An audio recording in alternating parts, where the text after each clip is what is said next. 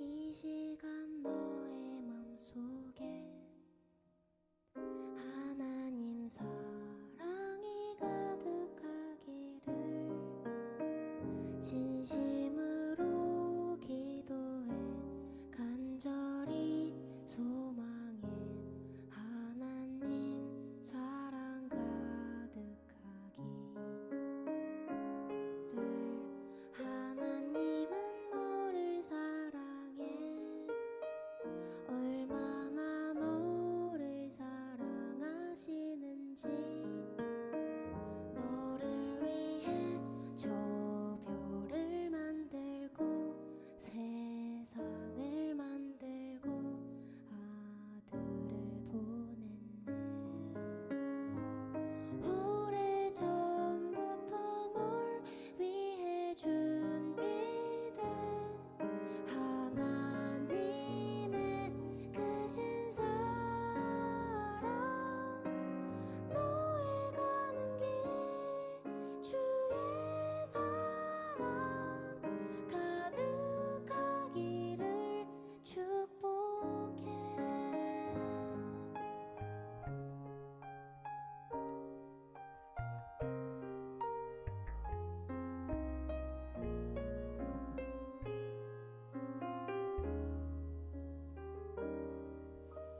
하나님은 너를 사랑해. 얼마나 너를 사랑하시는지. 너를 위해 저 별을 만들고 세상을 만들고 아들을 보냈네. 오래전부터 널 위해 준비된 하나님의 크신 사랑. 너의 가는 길 주의 사랑 가득하기를 축복해. 힘든 일도 있겠지만 나 그때마다 늘 함께 할게. 하나님 보이신 그 사랑으로 나 또한 너를 사랑해. 오래전부터 널 위해 준비된 하나님의 크신 사랑. 너의 가는 길 주의 사랑 가득하기를 축복해. 너의 가는 길 주의 사랑 가득하기를 축복해.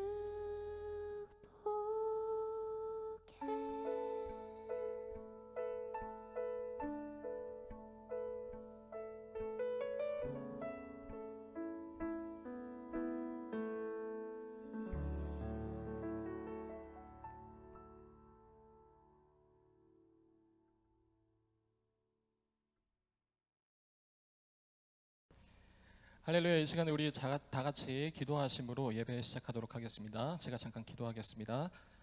하나님 아버지 감사합니다. 이 시간 우리가 주님 앞에 나와서 우리가 한 마음 한 뜻으로 주님께 예배드릴 수 있도록 우리의 발걸음을 인도하시니 참으로 감사합니다. 이 시간 우리가 각자의 자리에서 각자의 마음 모아 주님 앞에 나아가기를 원합니다. 주님, 우리가 각자의 자리가 다 흩어져 있을지라도 우리가 한 성령으로 인하여서 또한 기뻐하며 주님께 예배드리기를 원하오니 이 시간 말씀 들리는 가운데 또한 예배드리는 가운데 주님, 우리의 마음을 지켜주시옵소서. 우리가 연약함과 두려움으로 떨고 있는데 주님의 자녀들 마음을 지키시사 이 시간 온전히 주님께 예배드릴 때 우리 마음 가운데 참 평안과 기쁨이 넘칠 수 있도록 주님 함께하여 주시옵소서. 이 모든 말씀 예수님의 이름으로 기도드립니다. 아멘. 네, 오늘 주신 하나님의 말씀 찾아보도록 하겠습니다. 오늘 주신 하나님의 말씀은 구약성경 시편 42편 1절부터 5절까지 말씀입니다. 구약성경 시편 42편 1절부터 5절까지 말씀인데 전사님 가진 성경으로는 구약성경 833면 되겠습니다. 네, 시편 42편 1절부터 5절까지 말씀 우리 한 목소리로 읽도록 하겠습니다. 하나님이여, 사슴이 시냇물을 찾기에 갈급함같이 내 영혼이 주를 찾기에 갈급하니이다. 내 영혼이 하나님 곧 살아계시는 하나님을 갈망하나니 내가 어느 때에 나아가서 하나님의 얼굴을 배울까? 사람들이 종일 내게 하는 말이 내 하나님이 어디 있느뇨 하오니 내 눈물이 주야로 내 음식이 되었도다. 내가 전에 성의를 지키는 무리와 동행하여 기쁨과 감사의 소리를 내며 그들을 하나님의 집으로 인도하였더니 이제 이 일을 기억하고 내 마음이 상하는도다. 내 영혼아, 네가 어찌하여 낙심하며 어찌하여 내 속에서 불안해하는가? 너는 하나님께 소망을 두라. 그가 나타나 도우심으로 말미암아 내가 여전히 찬송하리로다. 아멘. 네, 오늘 말씀의 제목은 변함없는 건 바꿀 수도 없습니다. 변함없는 건 바꿀 수도 없습니다 라는 제목으로 우리 짧게나마 말씀을 나누었으면 좋겠습니다. 우리 사랑하는 중등부, 고등부 여러분, 여러 가지 어렵고 어수선한 상황 때문에 많이 힘드시죠? 저는 이번 주 여러분들의 얼굴을 마주하면서 예배 드릴 수 없다는 사실이 지금 여기 서 있는 순간까지도 실감이 안 납니다. 너무나도 여러분들이 뵙고 싶고 한 주밖에 안 됐는데도 그립습니다. 그러나 우리 모두 각 가정에서 각자의 자리에서 잘 준비된 마음으로 우리와 함께 예배에 참여하여서 동일하신 성령님께서 각 장소는 틀릴지라도 각 환경과 상황은 저마다 다를지라도 주님의 풍성한 함께하심과 그 함께하심이 가져다주는 놀라운 은혜가 우리 모든 중등부, 고등부 안에 넘치는 그런 복된 예배가 되기를 기대합니다. 우리 사랑하는 여러분, 모쪼록 이 어려운 상황 가운데서도 기도로 잘 깨어 있어서 우리들이 다시 기쁜 얼굴로 자유롭게 예배하고 교제하게 될 그 복된 날을 속히 주시도록 함께 기도해 나갔으면 좋겠습니다. 오늘 짧게나마 함께 나눌 말씀은 시편 42편입니다.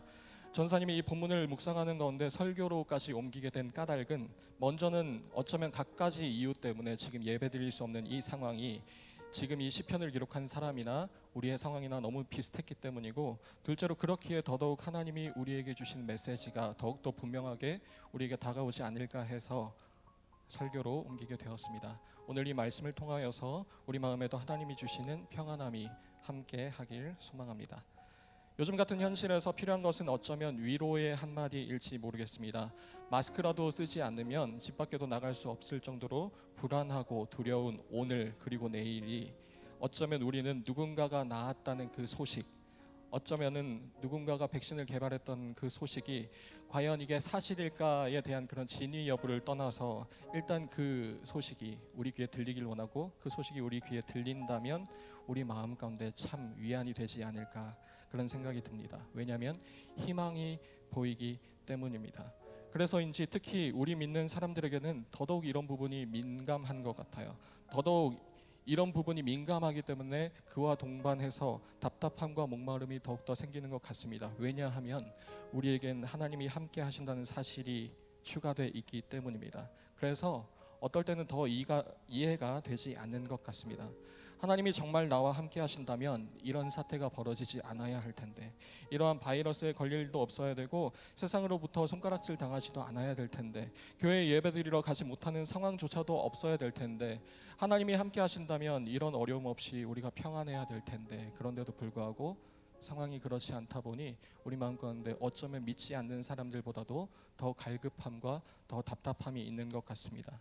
정말 하나님이 우리와 함께 하시는 건가? 혹 하나님은 지금 실종 상태가 되지는 않으셨던 걸까? 이런 마음이 혹 드는 분들이 계시다면 이 말씀을 조금 우리 깊게 나누었으면 좋겠습니다.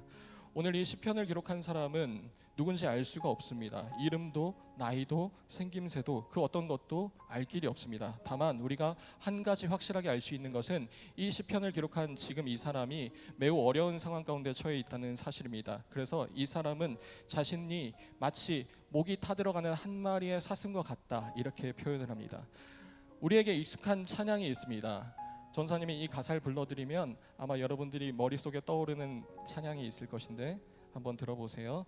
목마른 사슴 시냇물을 찾아 헤매이듯이 내 영혼은 주를 찾기에 갈급하나이다.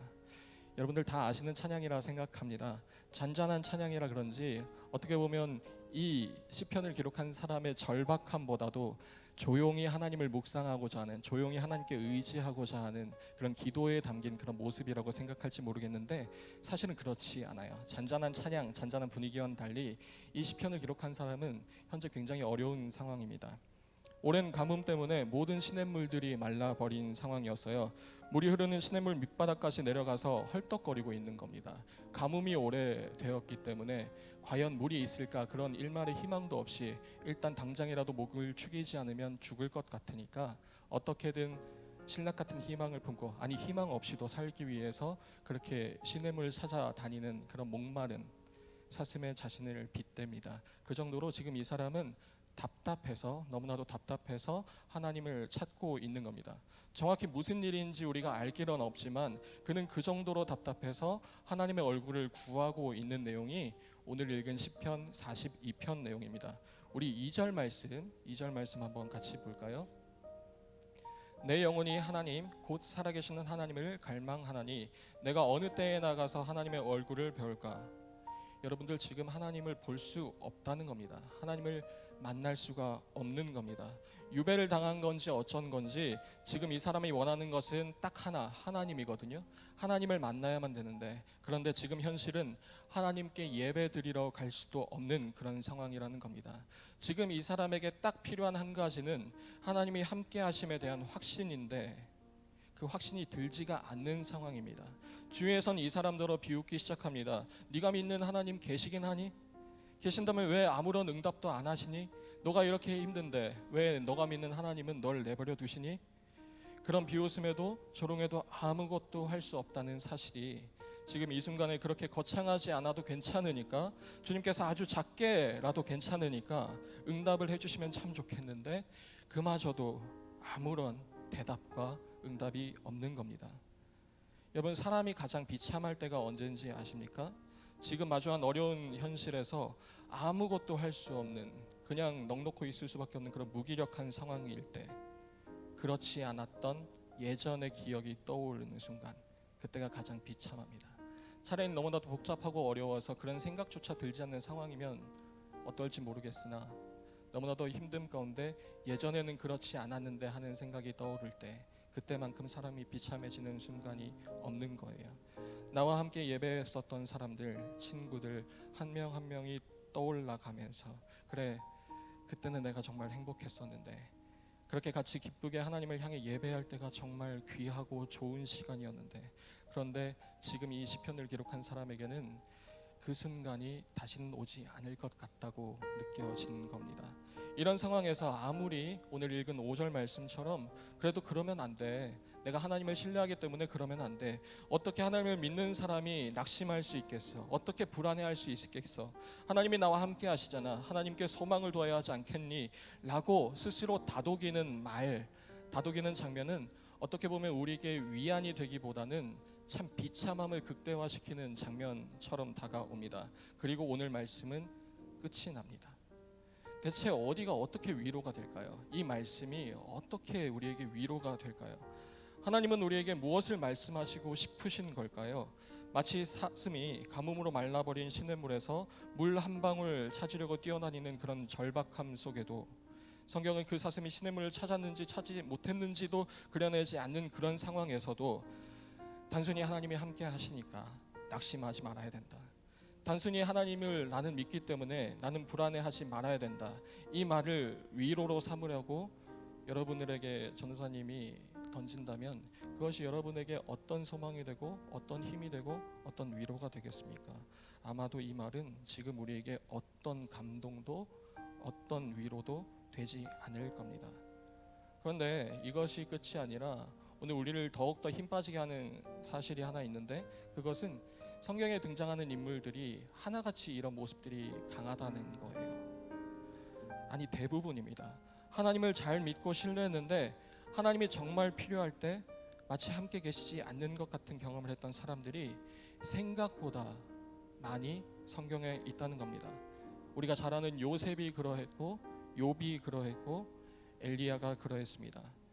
여러분들, 형들의 시기를 받아서 어린 나이 때부터 죽음을 무릅쓰고 고난이란 고난은 다 겪었던 그런 요셉더러 성경은 형통했다고 말합니다.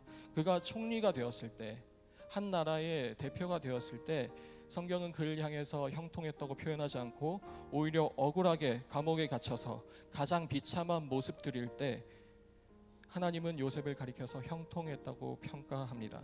하나님이 차라리 함께 하시지 않았다고 한다면 차라리 그게 더 나았을 것 같은데, 하나님이 함께 하시는데도 불구하고 어려운 일들, 억울한 일들, 답답한 일들 투성이니까 그게 더 서러운 겁니다. 욥은 또 어떻습니까? 성경은 욥에 대해서 이렇게 기록하고 있습니다. 그 사람은, 욥은 온전하고 정직하고 하나님을 잘 섬겼던 사람이었을 뿐만 아니라 악에서 완전히 떠난 자였다, 이렇게 기록하고 있습니다. 그런데 욥이 모르는 사이에, 이 완벽에 가까웠던 욥이 모르는 사이에 하나님과 사탄이 내기를 해요. 이 욥을 두고 과연 시험에 빠졌을 때 욥이 하나님을 버리지 않을 것인가 아니면 버릴 것인가를 두고 하나님과 사탄이 시험을 주기로 합의를 합니다. 그래서 욥은 아무런 잘못이 없는데도 불구하고 자신이 갖고 있었던 모든 소유를 다 빼앗기고 자녀도 다 잃습니다. 하나뿐이었던 부인은 차라리 하나님을 욕하고 죽으라고까지 저주하기 시작합니다. 가뜩이나 힘들어 죽겠는데 믿었던 친구들마저 와서 한다는 소리가, 야, 네가 잘못했으니까 빨리 하나님 앞에 회개해라. 네가 잘못했으니까, 네가 죄를 지었으니까 이런 일이 벌어지는 것 아니냐. 그래야 하나님이 용서하실 거야. 빨리 네 죄를 하나님께 자백해 라고 수십 장에 걸쳐서 욥에게 친구들이 말합니다. 여러분, 이때 하나님이 나타나셔서 욥은 그렇지 않다, 욥은 의롭다, 욥은 잘못이 없다고 신원해 주시고 좀 변호해 주셨으면 좋겠는데, 하나님은 아주 잔인하실 정도로 아무런 말씀도 안 하시는 거죠. 여러분, 엘리야는 또 어떻습니까? 우상을 섬기는 850명의 거짓 선지자들을 물리쳤어요. 이깁니다. 엘리야가 꿈꾸는 다음 장면은 무엇이죠? 온갖 우상으로 하나님의 집을 더럽혔던, 하나님의 나라를 더럽혔던 이 이세벨 여왕에게 찾아가서 승리하는 것이죠. 하나님께 무릎 꿇리는 것이죠. 하나님은 그것을 기뻐하실 테니까. 하나님은 이 850명의 이단을 섬겼던, 우상을 섬겼던 선지자들에도 그러하셨듯이 이 이세벨 여왕에게도 분노하실 것이니까 당연히 그러하실 것이라 생각했습니다. 그런데 하나님은 응답하지 않으셨습니다. 오히려 자신이 죽을 위기에 처하게 만드십니다. 그래서 엘리야는 도망가게 됩니다. 승리의 미래를 꿈꿨는데 하나님은 그 순간 응답하시지 않으셨고, 엘리야는 비겁하게 그리고 비참하게 도망가야 했습니다. 오히려 자신이 죽게 생겨서 도망치게 됩니다. 할 수 있는데, 하나님이 하실 수 있는데 안 하시니까. 분명 하나님이 함께 하시는데 정작 필요할 때, 정작 중요할 때 아무 말씀 없으시니까 그게 더 서러웠던 거죠. 여러분도 지금 똑같지 않습니까? 그래도 우리는 예수님을 믿으면서 잘 살아가는데 예배를 드리지 못하게 하는 이 상황도 막지 못하시는 하나님이 때로는 너무하다 싶지 않으십니까? 하나님이면 다른 사람이야 어떨지 몰라도 적어도 나만큼은, 예수님을 철석같이 의지하는 나만큼은 아무런 문제 없이, 아무런 걱정 없이 적어도 하나님을 예배하게 만드셔야 된다고 생각하지 않으시나요? 마스크 하나 없이도 떵떵거리면서 나는 주님 믿기 때문에 안전하다고 자랑하고 싶은데, 그렇게 선포할 수 있어야 되는 것이 믿는 자로서 마땅한 대우가 아닐까 싶습니다. 그런데 여러분들의 상황은 어떠십니까? 오히려 정반대죠. 오히려 세상 사람들이 우리를 걱정하기 시작하잖아요. 너희는 예배 드리러 가면 위험해, 가지 마, 이렇게 비난하고 눈치를 주잖아요. 하나님이 지금도 우리와 함께 하신다면 이러시면 안 되는 거 아닌가요? 좀 나타나셔서 이 사람들은 안전하다, 누구보다 안전하다, 내가 지키기 때문에 하나님을 믿는 모든 자들은 안전하다라고 하나님이 나타나셔서 뭔가 선포해 주시면 좋겠는데, 뭔가 선언해 주시고 변호해 주시면 좋겠는데, 하나님은 그러지 않으신다는 거예요. 너무 잔인할 정도로 침묵으로 일관하신다는 겁니다. 차라리 지금 상황에서 함께 하신다고 말씀만 하신 하나님보다는 어쩌면 이 아무것도 아닌 마스크 하나가 나를 이 위험한 상황 가운데서 더 확실하게 보호해 준 것만 같다고 느낄 정도로 지금 상황이 그렇다는 겁니다. 차라리 왜 그런지 설명이라도 좀 해주셨으면 좋겠는데, 얼마까지만 힘들 거니까 조금만 참고 견디라고, 그러면 그 뒤에는 내가 훨씬 더 좋은 것을 준다고 하나님께서 그렇게 우리에게 말씀해 주신다면, 여러분, 우리는 아마 견딜 수 있을 겁니다. 당장은 힘들더라도, 당장은 우리 마음대로 흘러가지 않는다 할지라도 우리는 그 약속을 믿기 때문에 이 상황을 어떻게든 견뎌낼 수 있을 겁니다. 그래도 불만 없이 하나님을 더 믿고 의지할 수 있을 거라 생각합니다. 그런데 하나님은 그것조차도 안 하신다는 거죠. 도대체 우리 믿는 사람에게 있어서 무엇이 하나님이 함께 하신다는 것이고, 무엇이 형통이고, 무엇이 만족일까요? 그런데 더 이해가 되지 않는 것은, 우리 믿는 사람들 그 누구도 요셉 이야기를 가지고 새드 엔딩, 비극적 엔딩이라고 말하지 않는다는 거예요. 욥을 가지고 실패했다 말하지 않습니다. 엘리야를 비참하게 바라보지 않고 오히려 위대한 선지자라고 자랑합니다. 대체 왜 그럴까요? 그들이 정말 하나님이 필요했을 때 하나님은 그들에게 침묵하셨잖아요. 아무것도 알려주지 않으셨고 아무것도 속 시원하게 설명해 주지 않으셨잖아요. 그런데도 요셉은 이런 말을 합니다. 창세기 50장에 이렇게 적혀 있습니다. 두려워하지 마소서, 내가 하나님을 대신하리이까. 당신들은 나를 해하려 하였으나 하나님은 그것을 선으로 바꾸사, 라고 성경은 기록하고 있습니다. 이해가 되지 않습니다. 그럼에도 불구하고 욥기의 엔딩은 욥이 만족했다, 욥이 만족한 것으로 엔딩을 맞고 있습니다. 그럼에도 불구하고 엘리야는 하나님을 끝까지 증거하고 선포했던 선지자였습니다. 마치 오늘 읽은 시편 42편 5절 말씀처럼 고난 중에도 어떻게든 하나님이 함께 하신다는 사실을 아등바등 붙들고 살아가는 모습은 우리에게 어떤 만족을 주기보다는 오히려 답답하게 만든다는 겁니다. 왜 그렇죠? 우리는 이런 사람들과는 다르니까요. 우리는 요셉처럼, 욥처럼, 엘리야처럼 그렇게 하나님을 무작정 믿을 수 없는 연약한 존재니까 그렇습니다. 우리는 이렇게 이 세 사람처럼 참아낼 수 없으니까 그렇습니다. 하지만 조금만 우리가 이 사람들의 이야기를 찬찬히 들여다보면 이들도 우리와 똑같았다는 사실을 찾을 수가 있습니다. 이들도 불평했을 거예요. 요셉도 힘들어했을 겁니다. 욥도 하나님께 심지어 나를 왜 태어나게 만들었냐고 저주합니다. 차라리 날 태어나기 전에 어머니의 뱃속에서 죽이시지 왜 나를 낳았냐고 하나님께 원망합니다. 엘리야도 차라리 나를 죽여달라고 하나님께 원망 불평합니다. 이들도 우리와 똑같았던 겁니다. 그런데도 욥은 만족했다는 거예요. 욥은 그 끝에서도 결국 이제 다 압니다, 주님의 뜻이 무엇인지 다 알았어요 라고 말하지 않습니다. 왜 이런 어려움들이 나에게 임하였는지 그는 끝까지 잘 모릅니다. 그는 끝까지 모든 일의 전모를 보지 못했습니다. 그런데도 그는 결국 만족합니다. 그가 보았던 것은 성경에 딱 하나 기록하고 있는데, 그가 보았던 것은 모든 일의 합리적인 설명을 보았던 것이 아니라 바로 하나님을 보았던 겁니다. 때론 납득이 되지 않았지만, 때론 무슨 일이 어떤 이유에서 일어나는지 그는 끝까지 몰랐지만, 적어도 그가 원망하면서까지 바라보았던 것은 하나님 한 분이었던 겁니다. 여러분, 하나님을 바라보았을 때, 때론 설명이 안 되는 이 상황 가운데서도 하나님을 바라보았을 때, 그때 이 사람들은 만족이 된 겁니다. 왜냐하면 그 상황에서도 하나님은 변함이 없으셨기 때문입니다. 우리에게 찾아온 어려움은 우리의 모든 것을 다 흔들어 놓습니다. 우리의 가까운 것부터 우리 모든 것까지 전체를 다 흔들어 놓습니다. 욥처럼 자신의 소유와 자녀를 다 앗아갈 수도 있고, 요셉처럼 말도 안 되는 억울함을 당할 수도 있고, 혹은 엘리야처럼 자신의 생명까지 빼앗길 위험에 처할 수도 있습니다. 하나님을 잘 믿고 있었음에도 불구하고 그렇다는 말입니다. 그런데 그 어려움이 단 하나 흔들 수 없는 것, 단 하나 바꿀 수 없는 것은 바로 하나님이었다는 것입니다. 너무 어려워서, 너무 힘들어서, 때로는 자조 섞인 목소리로, 때로는 원망 불평의 목소리로 하나님을 찾았는데, 그때 보이는 하나님이 멀쩡하시기 때문에, 그때 보이는 하나님은 나머지는 다 사라졌음에도 불구하고 내가 믿는 하나님은 여전히 그 자리에 계셨기 때문에, 그것을 내가 바라볼 수 있기 때문에 그게 만족이 되고 그게 너무 감사했던 겁니다.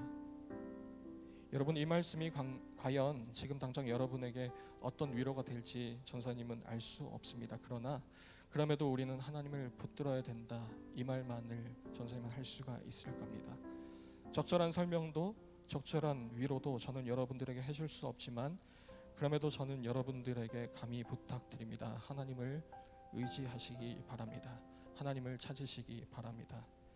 하나님이 여러분에게 이 일의 전말을 다 알려주시지 않는다면, 왜 이런 어려움들이 발생하는지 알려주시지 않는다면, 아마 그게 여러분들에게 더 나은 것이기 때문일 겁니다. 사도 바울도 여러분들에게 동일한 위로를 전합니다. 제 아무리 최악의 일들이 닥친다 해도 믿는 자들은 하나님의 사랑을 자신해도 좋다, 하나님의 사랑을 자신만만해 해도 괜찮다, 이렇게 사도 바울은 우리에게 권면을 권합니다. 사도 바울이 적은 편지에는 이렇게 기록되어 있습니다. 하나님을 사랑하는 자, 곧 그의 뜻대로 부르심을 입은 자들에게는 모든 것이 합력하여 선을 이루느니라. 이 로마서 말씀 뒤에 바울은 숨 돌릴 틈도 주지 않고 바로 이어서 이렇게 적습니다. 로마서 8장 39절 말씀입니다. 어떤 피조물이라도 우리를 우리 주 그리스도 예수 안에 있는 하나님의 사랑에서 끊을 수 없으리라.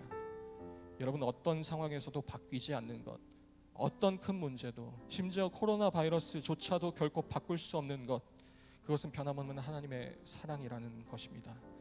여러분, 변치 않는다는 것은 다른 말로 그 어떤 것으로도 바꿀 수 없다는 말이기도 합니다. 하나님의 사랑은 변함없으시고 변치 않으십니다. 그 어떤 것도 이 변치 않는 하나님의 사랑에서 끊을 수 없습니다. 그러니 하나님을 찾으시기 바라고 하나님을 붙드시기 바랍니다. 상황이 쉽지 않아요. 답답하고 어렵습니다. 그렇지만 더더욱 하나님을 찾는 우리 중등부와 고등부가 되었으면 좋겠습니다. 당장 여러분을 속 시원하게 해줄 그 어떤 것을 발견할 수 있으리는 확신을 여러분들에게 드릴 수는 없지만, 하나님은 아주 최고의 타이밍에 여러분들을 깨닫게 하실 겁니다. 그러한 상황 가운데서도 나는 변하지 않는다고 여러분들에게 말씀하실 겁니다. 어떤 것도 나를 너에게서 떼어놓을 수 없고, 어떤 어려움도 너를 향한 내 사랑을 흔들어 놓을 수 없을 것이라고 하나님은 우리로 하여금 깨닫게 하실 겁니다. 이 사실이 이 어려운 시기를 지나는 우리 모두에게 가장 큰 위로가 되기를 소망합니다. 말씀을 맺고자 합니다. 전도사님이 시편 139편을 묵상하다가 굉장히 은혜가 되어서 제가 여러분들에게 읽어드리고 말씀을 맺고자 합니다. 천천히 읽겠습니다. 여호와여, 주께서 나를 살펴보셨으므로 나를 아시나이다. 주께서 내가 앉고 일어섬을 아시고 멀리서도 나의 생각을 밝히 아시오며 나의 모든 길과 내가 눕는 것을 살펴보셨으므로 나의 모든 행위를 익히 아시오니 여호와여, 내 혀의 말을 알지 못하시는 것이 하나도 없으시니이다. 내가 주의 영을 떠나 어디로 가며 주의 앞에서 어디로 피하리이까? 내가 하늘에 올라갈지라도 거기 계시며 수월에 내 자리를 펼치라도 거기 계시니이다. 내가 새벽 날개를 치며 바다 끝에 가서 거주할지라도 거기서도 주의 손이 나를 인도하시며 주의 오른손이 나를 붙드시리이다. 아멘. 모든 곳에 계시는 주님께서 여러분들의 모든 것을 아십니다. 그리고 그 하나님은 여러분들을 사랑하십니다. 여러분들을 그 어떤 상황 가운데서도 빼앗기지 않으실 겁니다. 그러니 우리 모두 하나님께 기도하며 깨어 있어서 이 상황을 잘 견뎌냈으면 좋겠습니다. 여러분들을 빨리 뵐 수 있는 날이 왔으면 좋겠습니다. 너무 그립고 뵙고 싶습니다. 우리 다시 만나서 함께 그간 있었던 일 나누며 감사할 예배를 기대하며 나아갔으면 좋겠습니다. 모두들 힘내시고 하나님을 더욱더 의지하는 우리 중등부 고등부 친구들이 다 되기를 소망합니다. 전사님 잠깐 기도하겠습니다. 하나님 아버지 감사합니다. 이 시간 우리 이 말씀을 놓고 우리와 함께 하시는 주님이 어떠한 분이신가를 다시 한번 깨닫게 하시니 참으로 감사합니다. 아버지, 우리 상황이 때론 녹록치 않아서 때론 설명이 도무지 되지 않는 상황이라서 과연 주님이 계신가 의아하기도 하고 우리의 믿음이 연약해질 때도 있음을 이 시간 솔직하게 고백합니다. 그때 우리가 바라기는 주님께서 우리를 향하신 그 사랑이 조금도 변함없으시고 그 어떤 것도 우리를 그 사랑에서 끊을 수 없다는 그 사실이 생각나게 하여 주시고 믿어지게 하여 주시옵소서. 우리가 이 믿음 하나만을 붙들고 주님 앞에 나아가길 소망하오니 우리가 어려운 상황 가운데서든 자족할 줄 아는 그런 만만한 상황 가운데서든 더욱더 주님을 사모하는 마음이 불일듯이 일어날 수 있도록 주님께서 함께하여 주시옵소서. 이 모든 말씀 예수님의 이름으로 기도드립니다. 아멘. 우리 다 함께 말씀을 생각하시면서 우리 함께 찬양하도록 하겠습니다.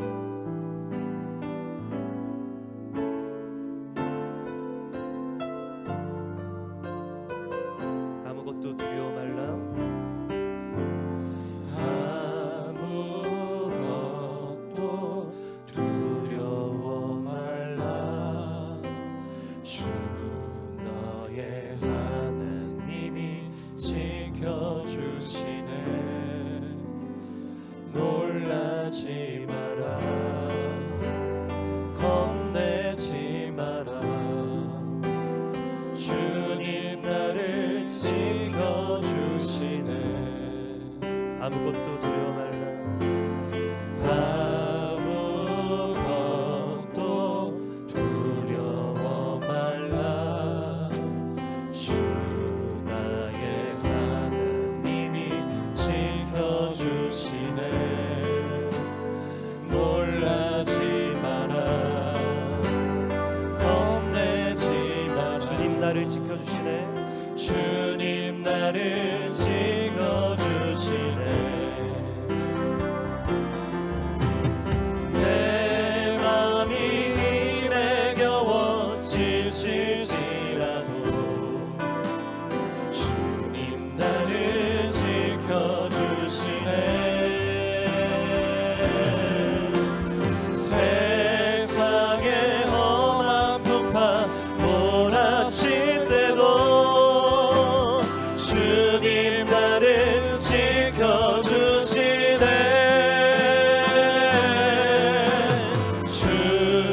주님은 나의 산성,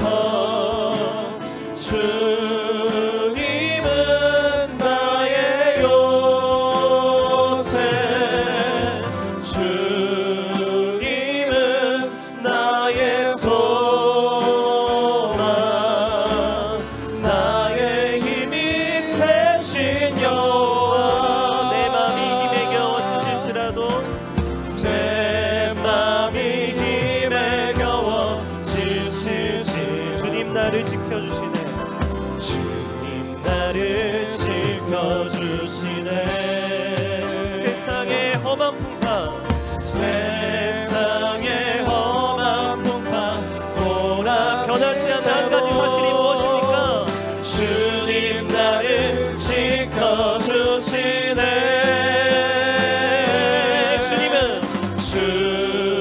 주님은 나의 산성, 주님은 나의 요새,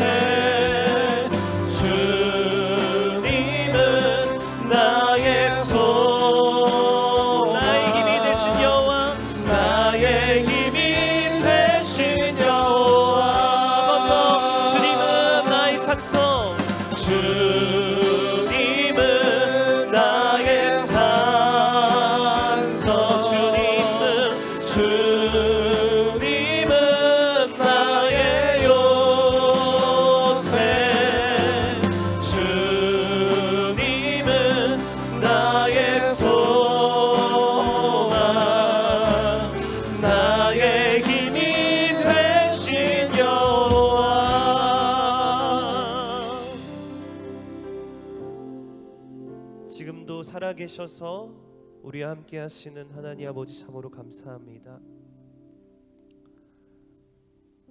세상의 이 험한 풍파 가운데서도 우리를 지켜주시고 여전히 우리와 함께 하셔서 지금도 주님을 예배하게 하시고 이 말씀 안에 거하게 하셔서 그 살아계신 주님을 이 시간 다시금 예배하며 주님을 바라보게 하시니 너무나도 감사합니다. 나라가 힘들고 질병으로 어려움이 많지만 언제나 변함없이 우리와 함께 하신 하나님, 그분을 기억하는 저희들이 되게 하시고 그분을 믿음으로 예배하는 저희들이 될 수 있도록 주님 도와 주옵소서.